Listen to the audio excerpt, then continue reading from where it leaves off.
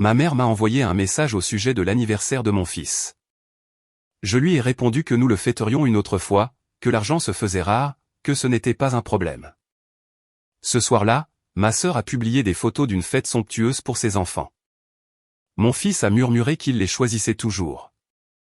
Je n'ai rien dit, j'ai juste ouvert mon téléphone et réglé une seule chose. À 9 h du matin, mon père frappait à la porte comme un fou. Ma mère m'a envoyé un message au sujet de l'anniversaire de mon fils. Je lui ai répondu que nous le fêterions une autre fois, que l'argent se faisait rare. Pas de problème. Ce soir-là, ma sœur a publié des photos d'une fête somptueuse pour ses enfants. Mon fils a murmuré qu'il les choisissait toujours. Je n'ai rien dit, j'ai juste ouvert mon téléphone et réglé une seule chose. À 9 h du matin, mon père frappait à la porte comme un fou. Je m'appelle Tessa, et mes parents ont organisé une fête, une grande et belle fête remplie de ballons avec un gâteau personnalisé, un château gonflable, des assiettes assorties, avec tout le tralala. Seulement, ce n'était pas pour mon fils. Laissez-moi revenir en arrière. J'ai 34 ans. Je vis à Columbus, en Ohio. Et jusqu'à il y a environ 6 semaines, je croyais sincèrement que ma famille aimait mon enfant de la même manière qu'ils aimaient les enfants de ma sœur Jolene. Je veux dire, pourquoi ne le croirais-je pas? Il a 7 ans. Il a ce sourire avec des dents du bonheur qui pourrait vendre du dentifrice. Il appelle mon père Papa Ours. Il dessine des cartes pour ma mère des mardis au hasard, sans raison. Cet enfant, mon Elliot, il aime ces gens, et je pensais qu'il l'aimait en retour. Alors, voici ce qui s'est passé. L'anniversaire d'Elliot approchait, le 15 mars. Je planifiais depuis des semaines. Rien de fou. Je pensais peut-être à une fête au bowling, 10 enfants, de la pizza, un de ces grands gâteaux rectangulaires de l'épicerie avec le glaçage bleu qu'il aime. Simple, amusant, abordable. Parce que voici ce que vous devez savoir sur moi. Je fais attention à l'argent. Paradine, attentive. Il y a une différence et je défendrai cette idée jusqu'à la mort. Je travaille comme hygiéniste dentaire. Je gagne un salaire correct. Pas extraordinaire, pas terrible. Mais je suis une mère célibataire. Le père d'Elliot, Greg, est parti quand Elliot avait 2 ans, et la situation de la pension alimentaire est, disons, irrégulière, et n'en parlons plus. Alors, je gère mon budget. J'économise.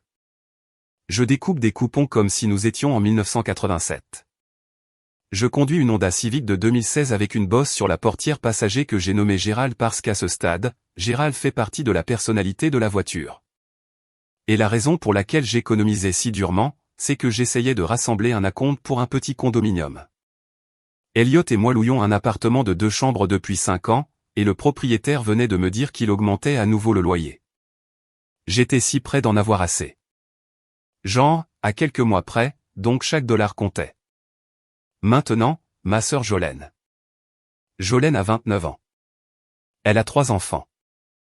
Bradan, qui a 9 ans, Kai, qui a 6 ans, et la petite Mila qui vient d'avoir 1 an. Le mari de Jolene, Darren, est parti il y a environ 1 an et demi. Disparu sans laisser de traces. Il a changé de numéro, a déménagé dans une ville du Nevada, et a fait comme si toute sa famille n'était qu'un rêve dont il s'était réveillé. Un vrai type bien. Alors, quand Darren est parti, je suis intervenu parce que c'est ce que l'on fait, n'est-ce pas? On ne regarde pas sa sœur se noyer. J'ai commencé à envoyer de l'argent à Jolene chaque mois, 3 cents, parfois $400 pour l'aider avec les courses, les couches, la facture d'électricité, tout ce dont elle avait besoin. Je n'en ai pas fait toute une histoire. Je n'ai pas tenu de tableur. J'ai aidé parce que c'est ma sœur et ce sont mes nièces et mon neveu et je les aime. Mais voici la partie où vous pourriez commencer à voir la fissure dans le mur. Environ 2 mois avant l'anniversaire d'Elliot, ma mère m'a appelé. Ma mère, son nom est Patricia, mais tout le monde l'appelle Patty. C'est le genre de femme qui formule ses exigences comme des suggestions. Vous connaissez le genre. Tu sais ce qui serait bien, Tessa? Si tu pouvais aider ton père à réparer la clôture ce week-end. Ce n'est pas une question. C'est une mission avec un sourire.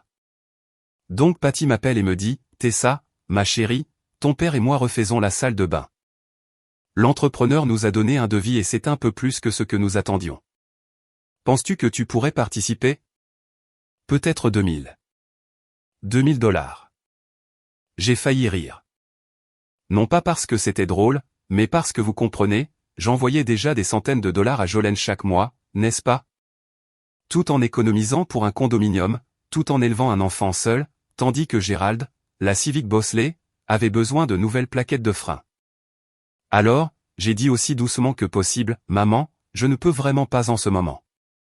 J'économise pour le condominium et les temps sont durs. J'aimerais pouvoir. Silence. Pas le bon genre de silence. Pas le silence du genre, oh, je comprends, ma chérie. L'autre genre.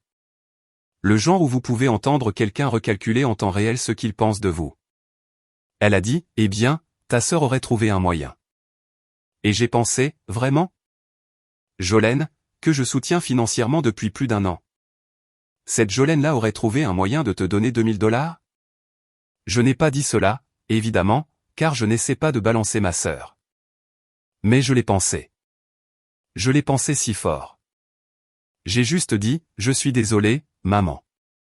J'espère que la rénovation se passera bien. Et c'en est resté là. Ou c'est ce que je pensais. Sentez-vous déjà où cela mène? Parce qu'honnêtement, je ne le pouvais pas. J'étais complètement aveugle. Donc, l'anniversaire d'Elliot arrive. J'envoie un texto à ma mère environ une semaine avant et je dis, salut, je prévois la fête d'Elliot pour le 15. Bowling à Lucky Land à 14h. Il adorerait que papa et toi veniez. Elle répond par texto, nous fêterons ça une autre fois. L'argent se fait rare en ce moment. Et j'ai dit, pas de problème, parce que je suis une personne raisonnable. Je comprends. Les budgets sont une réalité. Je venais littéralement de lui dire que je ne pouvais pas aider pour la salle de bain parce que l'argent était un problème. Il aurait donc été assez hypocrite de ma part de m'énerver pour la même chose, n'est-ce pas? J'ai supposé qu'il passerait le week-end suivant, apporterait une carte, emmènerait peut-être Elliot manger une glace. Rien de grave. Nous avons donc eu la fête au bowling. C'était parfait. Elliot et ses amis ont lancé des boules dans la rigole pendant 2 heures, ont mangé de la pizza jusqu'à en avoir le teint vert, et il a soufflé ses bougies sur un grand gâteau rectangulaire qui disait « Joyeux 7e anniversaire Elliot ». En lettres bleues légèrement de travers parce que je l'avais décoré moi-même à minuit la veille. C'était chaotique, bruyant et merveilleux.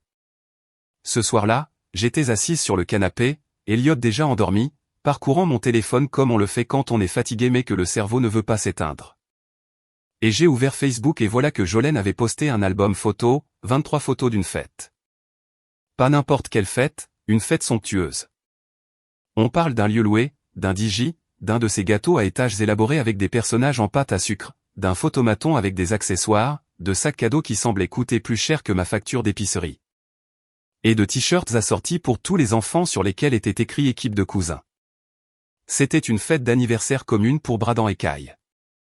Et sur chaque photo, en plein milieu de tout ça, souriant, riant et distribuant des cadeaux, il y avait mes parents, ma mère et mon père, Patty et Richard. Les mêmes parents qui m'avaient dit que l'argent se faisait rare. Les mêmes parents qui n'avaient pas pu se rendre à un bowling pour le 7e anniversaire de leur petit-fils. J'ai senti quelque chose se briser dans ma poitrine. Pas de la colère, pas encore. Juste cette terrible et lourde confusion. Comme quand on se cogne contre une porte en verre que l'on pensait ouverte. On n'a pas mal au début. On est juste abasourdi. Et puis j'ai entendu une petite voix derrière moi. Maman. Je me suis retourné et Elliot était là, dans le couloir, dans son pyjama de dinosaure, se frottant les yeux. Il avait dû se lever pour boire de l'eau ou quelque chose et il avait vu l'écran du téléphone par-dessus mon épaule. C'est la fête de Bradan? A-t-il demandé. Oui, mon bébé. Viens ici. Il a grimpé sur le canapé à côté de moi et a regardé les photos. Il n'a pas pleuré. Il n'a pas fait de crise. Il est juste devenu très silencieux, comme le font les enfants quand ils traitent quelque chose pour lequel ils n'ont pas encore les mots. Et puis il l'a dit. 5 mots qui m'ont brisé. Ils les choisissent toujours. Maman, avez-vous déjà entendu votre enfant dire quelque chose que vous savez qu'il pense depuis longtemps, mais qu'il avait trop peur de dire? C'était ça. Ce n'était pas une pensée nouvelle. C'était quelque chose qu'Elliot avait remarqué encore et qu'il disait enfin à voix haute. Et le pire, c'est que je ne pouvais pas le contredire parce qu'il avait raison. Je l'ai serré dans mes bras. Je lui ai dit que je l'aimais. Je lui ai dit que sa fête d'anniversaire était géniale. Et elle l'était. Je lui ai donné de l'eau, je l'ai recouché et je suis resté assise sur le bord de son lit jusqu'à ce qu'il s'endorme. Puis je suis retourné sur le canapé et j'ai ouvert mon téléphone. Non. Pensez-vous que j'ai appelé ma mère? Pensez-vous que j'ai appelé Jolene? Pensez-vous que j'ai écrit un long message texte émotionnel rempli de sentiments et de questions? Non. J'ai ouvert mon application bancaire. Je suis allé dans les virements récurrents et j'ai annulé chaque paiement que j'envoyais à Jolene. Chacun d'eux. 3 cents par mois, envolés. Juste comme ça. Je n'ai pas envoyé de message. Je n'ai pas expliqué. Je ne l'ai pas prévenu. J'ai juste fermé le robinet. Était-ce dur? Peut-être, probablement. Mais à ce moment-là, assise sur mon canapé à 23 heures, avec les mots de mon enfant résonnant dans mes oreilles, j'en avais fini d'être celle qui donne et donne pendant que mon propre enfant est traité comme une pensée secondaire. Je me suis couché ce soir-là en ressentant quelque chose que je n'avais pas ressenti depuis longtemps. Ce n'était pas la paix exactement. C'était plus comme de la clarté. Comme si j'avais louché sur quelque chose pendant des années et que quelqu'un m'avait enfin tendu des lunettes. Mais cette clarté avait un coût. Car à 9 heures le lendemain matin, et je veux dire exactement 9 heures, comme si l'homme avait mis une alarme, on martelait à ma porte d'entrée. Pas des coups, un martèlement, le genre qui fait cliqueter la chaîne. Et Gérald le chat. Oui, j'ai aussi un chat nommé Gérald. Ne me jugez pas. J'aime ce nom, il a sauté du rebord de la fenêtre. J'ai ouvert la porte et mon père, Richard, était là, le visage rouge, la mâchoire serrée, pointant son doigt vers moi avant même que je puisse dire bonjour. Qu'est-ce que diable as-tu fait, Tessa? Et honnêtement, je n'ai même pas sourcillé parce que je savais exactement ce que j'avais fait et je le referais.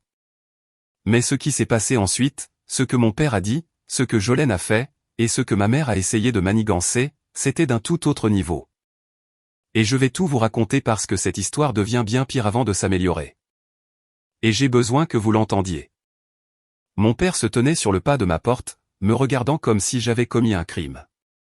Richard n'est pas un petit homme.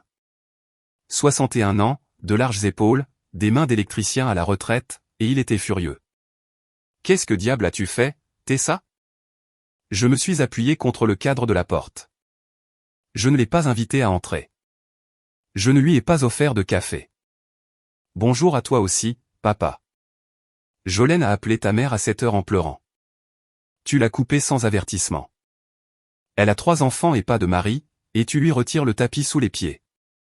Laissez-moi faire une pause ici.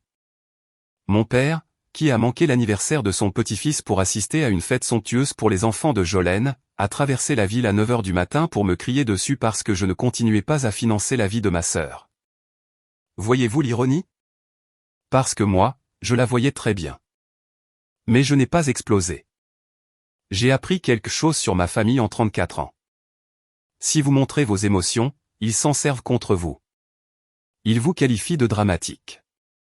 Ils se disent entre eux, vous savez comment était ça. Je n'allais pas leur donner ça. Papa, Jolene t'a-t-elle dit pourquoi j'ai arrêté les paiements? Elle a dit qu'elle n'en avait aucune idée. A-t-elle mentionné la fête de Bradan et Kai? Celle à laquelle maman et toi avez assisté le même jour que l'anniversaire d'Elliot.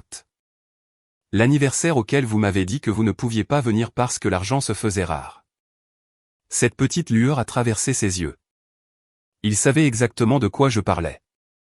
C'était différent, a-t-il dit. Jolene avait besoin d'aide. Ses enfants ont traversé l'enfer avec le départ de Darren. Ils méritaient quelque chose de bien. Ses enfants méritaient quelque chose de bien. Comme si Elliot ne le méritait pas. Comme si mon fils, dont le propre père envoie un chèque peut-être un mois sur 3, n'avait pas lui aussi traversé quelque chose. Mais Elliot ne fait pas d'histoire. Il se contente de dessiner tranquillement des cartes pour des grands-parents qui ne prennent pas la peine de se montrer. J'ai dit, papa, Elliot a vu les photos. Il vous a vu, toi et maman, là-bas. Et il m'a dit, vous les choisissez toujours. quelque chose a traversé son visage. De la culpabilité, peut-être. Comme s'il n'avait jamais considéré qu'un enfant de 7 ans pouvait tenir les comptes. Mais ensuite, c'était parti. Tu exagères tout ça. Nous nous rattraperons avec Elliot. Mais tu ne peux pas punir Jolene parce que tes sentiments sont blessés. Mes sentiments? Comme si je faisais un caprice. Comme si cela ne concernait pas le visage de mon enfant quand il a vu ces photos. Je ne punis personne. J'en ai juste fini d'être le distributeur automatique de la famille pendant que mon enfant est traité comme s'il était facultatif. Et j'ai fermé la porte. Était-ce la bonne décision? Une partie de moi se sentait comme une guerrière. Une partie de moi voulait vomir. En moins d'une heure, mon téléphone était une zone de guerre. Jolene, je ne peux pas croire que tu fasses ça. J'ai 3 enfants. Tu me coupes les vivres parce que tu es jalouse d'une fête d'anniversaire. Jalouse? Comme si c'était une question de gâteau et non du fait que mes parents avaient délibérément manqué l'anniversaire d'Elliot. Maman, ce n'est pas comme ça que je t'ai élevé. La famille s'entraide. Appelle ta sœur et arrange ça. La famille s'entraide. Sauf si cette famille est Elliot, apparemment. Je n'ai répondu à aucun message. J'ai mis mon téléphone en silencieux. J'ai fait à Elliot de terribles crêpes en forme de dinosaure. Elles ressemblaient à des taches avec des queues, mais il les a adorées. Et nous avons passé la journée au parc.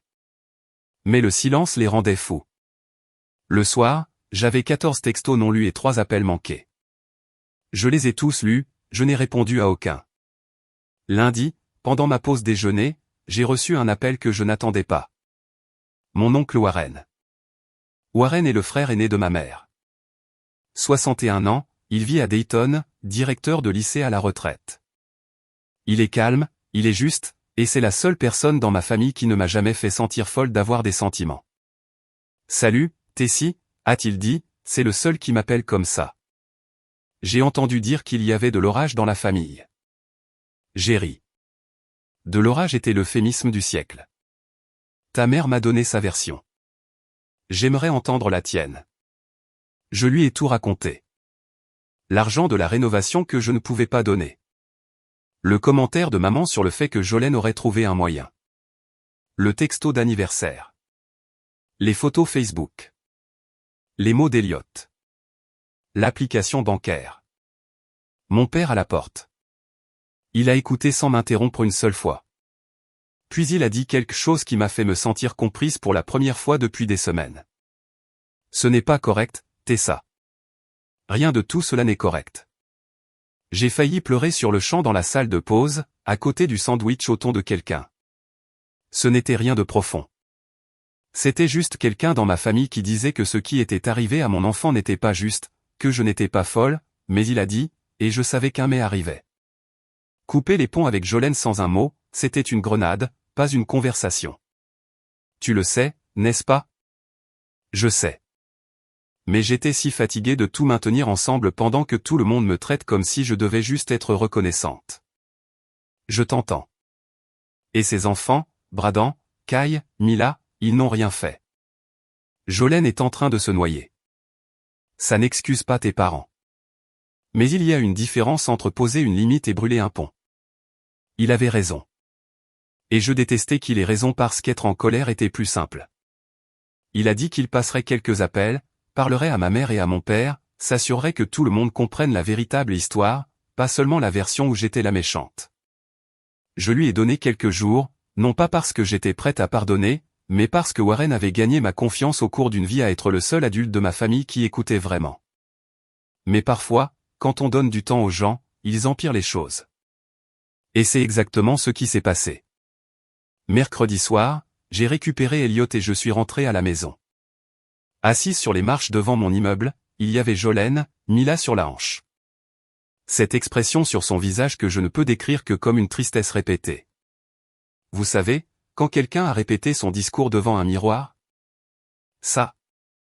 Tessa, nous devons parler. J'ai envoyé Elliot à l'intérieur avec ses devoirs et je me suis assise à côté d'elle.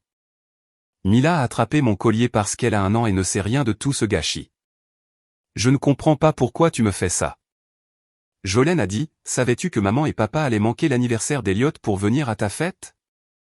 Elle a détourné le regard. Cela m'a tout dit. Jolene, il voulait être là pour Bradan et Kai. Elliot était excité aussi. Il a demandé des nouvelles de papa ours tous les jours pendant une semaine. Je ne pensais pas que c'était grave. Tu as eu ta fête.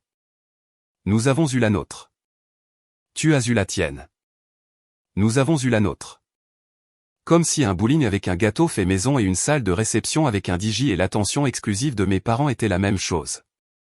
Mon fils a vu ces photos. J'ai dit doucement. Il pense que ses grands-parents aiment plus tes enfants. Et en ce moment, je ne peux pas lui dire qu'il a tort. Pendant une seconde, j'ai vu quelque chose de réel sur son visage. Pas répété, authentique. Comme si elle n'avait jamais pensé à ce que cela donnait du point de vue d'Elliot. Puis elle a dit la pire chose possible. Peut-être que si tu avais aidé maman et papa avec la rénovation, ils n'auraient pas ressenti ça pour toi. Je me suis levé de ces marches parce que si je restais assise, j'allais dire quelque chose que je ne pourrais pas reprendre. Donc, c'est une punition. Manquer l'anniversaire de mon fils était une punition parce que je ne leur ai pas donné $2000. Je n'ai pas dit ça. Tu viens littéralement de le dire, Jolene. Il s'est mis à pleurer. De vraies larmes. Mila a commencé à s'agiter et je voulais avoir pitié d'elle, mais tout ce que je pouvais voir, c'était Elliot dans son pyjama de dinosaure, murmurant ces 5 mots. Je lui ai dit de partir.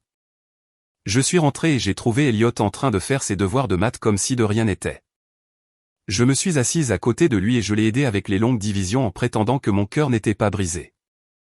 Ce soir-là, j'ai appelé l'oncle Warren et je lui ai tout raconté. La visite de Jolene, le commentaire sur la rénovation, le fait que mes parents aient utilisé l'anniversaire d'Elliot comme moyen de pression parce que je ne voulais pas leur donner de l'argent que je n'avais pas. Il est resté silencieux pendant un long moment. Puis il a dit, « Tessie, je viens à Columbus ce week-end. Cela doit se faire en personne. » Tout le monde dans la même pièce. L'idée m'a terrifié. Maman avec ses suggestions passives-agressives. Papa avec son doigt pointé, Jolene avec ses larmes répétées, et moi essayant de garder mon sang-froid encore une fois. Mais Warren a dit qu'il serait là. Et c'était suffisant. Ce que je ne savais pas, ce que je n'aurais pas pu savoir, c'est ce que ma mère allait dire dans cette pièce. Elle ne s'est pas seulement défendue. Elle a dit quelque chose sur Elliot, sur mon fils, en face de moi, devant toute la famille. Et je n'ai jamais été aussi en colère. Ni avant, ni depuis. Je vais vous dire exactement ce qu'elle a dit et exactement ce que j'ai fait à ce sujet parce que vous devez entendre comment cela se termine. Samedi est arrivé vite. L'oncle Warren est arrivé dans son vieux pick-up Ford bleu et m'a fait un vrai câlin à la porte. Pas une petite tape dans le dos. Le genre de câlin où quelqu'un vous serre fort et vous réalisez à quel point vous en aviez besoin. Tu es prête, Tessie? Absolument pas. Il a ri. Bien. Ça veut dire que tu prends ça au sérieux. Nous nous sommes retrouvés chez mes parents. Patty insiste toujours sur l'avantage du terrain. Elle a une fois réorganisé le plan de table de Thanksgiving pour que ma tante Déborah se retrouve coincée à côté de la porte des toilettes. Voilà à qui nous avons affaire. Elliot est resté avec ma voisine, Madame Chin, qui a 73 ans et le laisse manger des biscuits Graham à volonté. Au moins l'un de nous passait un bon après-midi. Quand nous sommes entrés, tout le monde était là. Papa dans son fauteuil inclinable, l'air misérable. Jolene sur le canapé avec Mila endormie dans son siège auto. Maman dans l'embrasure de la porte de la cuisine, les bras croisés, la bouche pincée en cette fine ligne qui signifie qu'elle a déjà décidé comment ça va se passer. Personne ne m'a dit bonjour. Ma propre maison d'enfance et pas un seul d'entre eux ne m'a dit salut. Warren a tiré une chaise de la salle à manger dans le salon et a exposé les choses simplement. Pas de drame, juste des faits. Tessa vous a invité à l'anniversaire d'Elliot. Vous avez dit que l'argent se faisait rare. Le même jour, vous avez assisté à une fête somptueuse pour les enfants de Jolene. Tessa soutient financièrement Jolene depuis plus d'1 an. Elliot a vu les photos et a été blessé. Mon père a parlé en premier. Nous n'y avons pas pensé de cette façon. Nous essayons juste d'aider Jolene. Si ça s'était arrêté là, j'aurais peut-être adouci ma position. C'était proche d'une reconnaissance. Mais ma mère a ouvert la bouche. La différence, c'est que les enfants de Jolene ont besoin de plus. Ils n'ont pas de père. Elliot a Tessa et Tessa gère les choses. Elliot va bien. Il n'a pas besoin de la même attention. Entendez-vous cela? Elle punissait mon enfant d'être bien élevé, d'être facile, de ne pas être un problème. Puis elle l'a dit. La chose que je n'oublierai jamais. Et franchement, Elliot est un seul enfant. Jolene en a 3. C'est un simple calcul. Un simple calcul. Ma mère a réduit mon fils à une fraction, un tiers de la priorité, un tiers de l'amour. Elle n'a même pas prononcé son nom. Elle a dit un seul enfant comme s'il était une ligne sur une feuille de calcul. Je me suis levé. Maman, as-tu sérieusement dit que mon fils compte moins parce qu'il n'y en a qu'un seul? Ce n'est pas ce que j'ai dit. C'est exactement ce que tu as dit, a dit Warren tranquillement. Patty, c'est l'une des pires choses que je t'ai jamais entendu dire. Et je te connais depuis 61 ans. Son visage est devenu rouge de colère. Vous vous liguez tous contre moi. Je ne suis pas venu à la fête d'Elliot parce que nous ne pouvions pas nous le permettre. Mais tu pouvais te permettre d'aider à payer pour un DJ, ai-je dit. Et un gâteau à étage et une salle de réception et des t-shirts assortis. Jolene m'a dit que tu avais aidé à financer cette fête, maman. Tu m'as dit que l'argent se faisait rare, puis tu as dépensé plus pour cette fête que mon budget mensuel d'épicerie. Mon père a levé les yeux. Patty, est-ce vrai? Et c'est à ce moment-là que j'ai réalisé que papa ne savait pas tout. Maman lui avait dit qu'il ne pouvait pas se permettre la fête d'Elliot. Il avait accepté parce que Patty prend les décisions. Mais il ne savait pas qu'elle avait ensuite dépensé de l'argent pour celle de Jolene. Patty, a-t-il répété. M'as-tu dit que nous ne pouvions pas nous permettre la fête d'Elliot et ensuite donner de l'argent à Jolene pour la sienne? Ce n'était pas si simple. Oui ou non? Oui. Mon père s'est levé. Je l'ai rarement vu en colère contre ma mère, mais il l'a regardé comme s'il voyait quelque chose pour la première fois. J'ai manqué le 7e anniversaire de mon petit-fils parce qu'on m'a dit que nous ne pouvions pas nous le permettre. Ellie m'appelle Papa Ours, Patty. Ce gamin m'a fait une carte le mois dernier avec un ours et un casque de chantier parce qu'il sait que j'étais électricien et je n'étais pas là parce que tu as décidé qu'il ne valait pas le déplacement. Je pleurais. Je ne vais pas faire semblant du contraire parce que mon père, pour la première fois peut-être de toute ma vie, choisissait Elliot. Jolene pleurait aussi et ce n'était pas répété cette fois. Je pense qu'elle réalisait que l'argent que j'avais envoyé pendant plus d'1 an lui avait été invisible. Elle l'avait pris comme on prend l'eau courante. On ne le remarque que quand ça s'arrête. Warren a laissé le silence s'installer. Puis il a dit, personne ici n'est un méchant. Mais certains d'entre vous ont été négligents. Et la négligence, quand elle touche un enfant, fait de réels dégâts. Elliot a 7 ans. Il observe. Il se souvient. En ce moment, il croit que ses grands-parents aiment plus ses cousins. C'est ce que nous sommes ici pour réparer. Ma mère regardait ses mains. Je m'attendais à ce qu'elle argumente. Au lieu de ça, elle a dit, je ne pensais pas qu'il le remarquerait. Quelque chose dans la petitesse de cette phrase a fait craquer la pièce. Elle ne disait pas qu'elle avait raison. Elle admettait qu'elle n'y avait pas pensé. Presque pire, mais au moins honnête. Il le remarque à chaque fois, maman. Puis Jolene a dit quelque chose que je n'attendais pas. Tessa, j'aurais dû te parler de la fête. Je savais que c'était le même jour. Je savais que maman et papa venaient à la mienne. Je n'ai rien dit parce que je ne voulais pas les partager. Honnête, laid et réel. Ma petite sœur, abandonnée par son mari, gardant à peine la tête hors de l'eau, ne voulait pas partager l'attention de nos parents. Je détestais ça, mais je le comprenais. Et l'argent que tu as envoyé, a-t-elle continué? Je n'ai jamais vraiment dit merci. Je m'y attendais, tout simplement. Ce n'est pas correct. Je l'ai regardé pendant un long moment. Ma petite sœur avec des cernes sous les yeux et un bébé endormi à ses pieds. Elle n'était pas l'ennemi. Elle avait peur, elle se noyait et s'accrochait à tout ce qu'elle pouvait atteindre. Je ne laisserai pas Elliot se sentir moins que rien. J'ai dit, ce n'est pas négociable, mais je ne veux pas te perdre non plus. Mon père s'est raclé la gorge. Tessa, je suis désolé.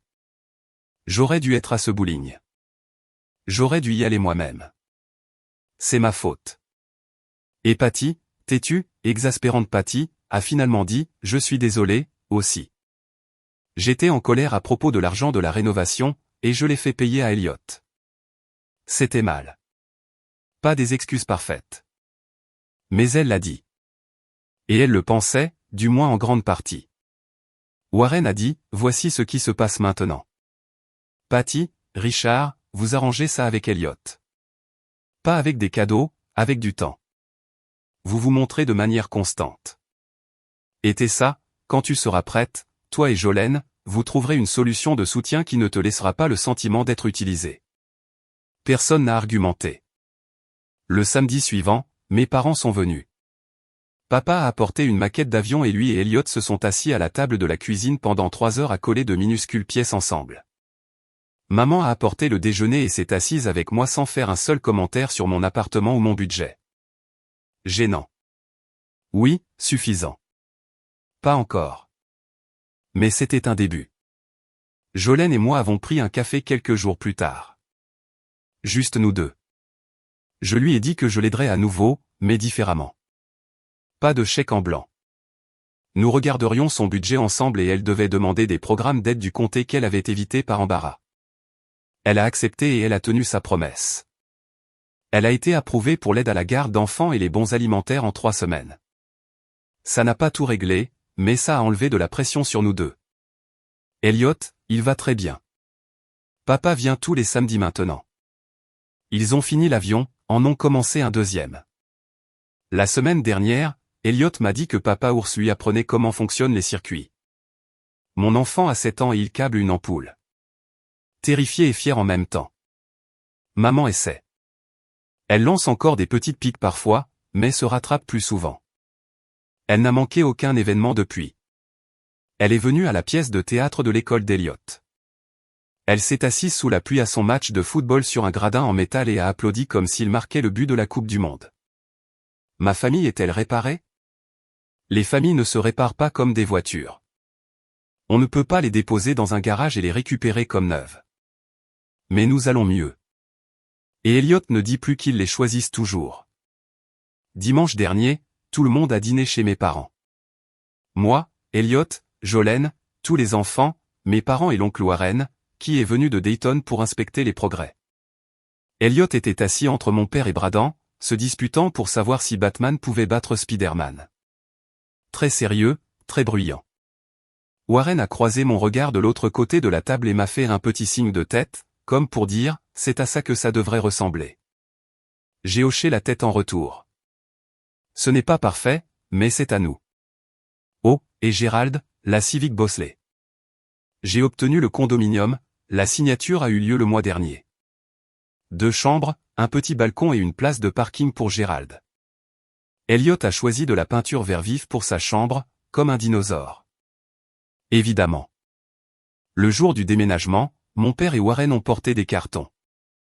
Maman a apporté des sandwichs. Jolene a apporté une photo encadrée d'Elliot et de ses enfants à Pâques.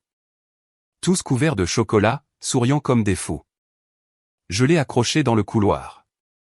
Vous êtes arrivés jusqu'à la fin. Merci. Parfois, on a juste besoin que les gens écoutent. Si cela a résonné en vous ou si vous avez vécu quelque chose de similaire, j'aimerais beaucoup en entendre parler dans les commentaires. Si vous avez apprécié l'histoire, un j'aime signifierait beaucoup. Et si vous aviez agi différemment ou si quelque chose ne vous a pas plu, dites-le moi aussi.